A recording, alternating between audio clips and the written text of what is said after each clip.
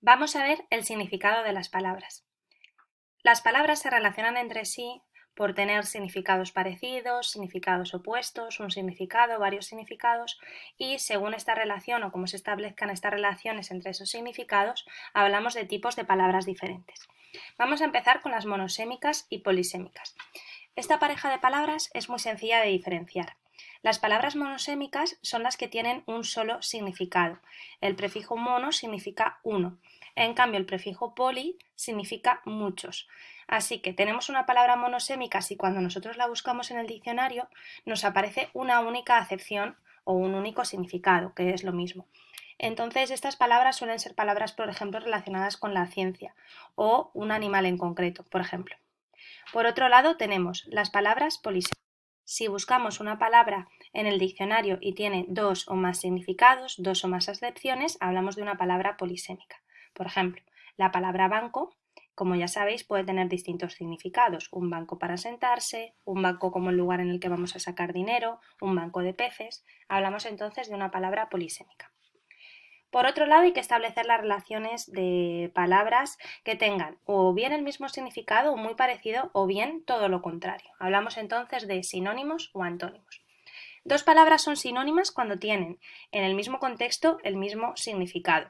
Hay que tener cuidado con esto porque no dos palabras son sinónimas siempre. Por ejemplo, mujer y hembra podrían ser sinónimos según el contexto, igual que mujer y esposa, pero no siempre en todos los casos esto ocurriría así. Por eso es muy importante, cuando buscamos un sinónimo, saber cuál es el contexto, qué otras palabras están alrededor para ver cuál es la que queda bien.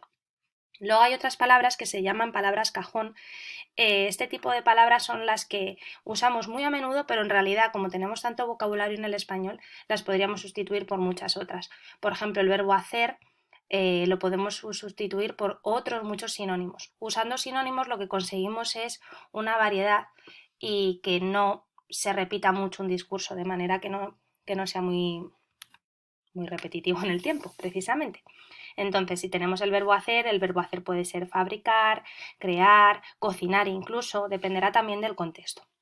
Por otro lado, tenemos los antónimos, que van a ser palabras que tienen significados opuestos o contrarios. Los antónimos se pueden formar poniendo palabras que sean totalmente diferentes, es decir, que la raíz o el lexema cambie, por ejemplo, listo, tonto, o feo y guapo. Estamos utilizando palabras contrarias, cambiando la palabra entera. Otra manera de crear antónimos que a mí me gusta mucho y es muy sencilla es añadir un prefijo. No se puede hacer con todas, pero a veces sí. Hablando del verbo hacer que hemos dicho antes, si añadimos el prefijo des, por ejemplo, pues en ese caso estamos añadiendo un prefijo y hacemos un antónimo, hacer, deshacer, o mortal, inmortal. Y hay dos maneras de hacer esos antónimos. Hay más tipos de antónimos, no vamos a ver los nombres, pero bueno, para que os hagáis una idea, están unos antónimos que son graduales. Por ejemplo, si decimos frío o caliente son antónimos, pero hay términos entre medias, igual que si decimos blanco o negro se consideran antónimos, pero entre medias tendríamos un gris. Luego hay otro tipo de antónimos que son los que señalan que si la existencia de uno no podría existir el otro. Por ejemplo, cuando decimos nieto y abuelo, no, nadie puede ser abuelo si no tiene un nieto. Entonces se necesitan entre sí esos antónimos. Y hay un tercer tipo en el que para que se dé uno no se puede dar el otro. Por ejemplo, comprar y vender o entrar y salir. Si tú entras de un sitio es porque sales, si compras es porque alguien te está vendiendo. Se necesitan entre sí, digamos, ese tipo de antónimos. Pero bueno, lo importante es saber cómo podemos crear esos antónimos, ampliar nuestro vocabulario y ya habrá tiempo para aprender los tipos. Por último, la última relación de significado que vamos a ver es la hiperonimia y la hiponimia. A lo mejor esto lo habéis escuchado, lo habéis estudiado en otros cursos como campo semántico.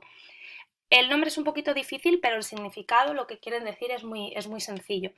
Cuando nosotros hablamos de una palabra en general, una palabra que se refiere a un grupo y que engloba a otras en su interior, la palabra que es la general es el hiperónimo y el hipónimo son esas palabras más concretas que se englobarían o que se incluirían dentro de ese grupo general. Tenéis en este esquema un par de ejemplos en los que os podéis fijar.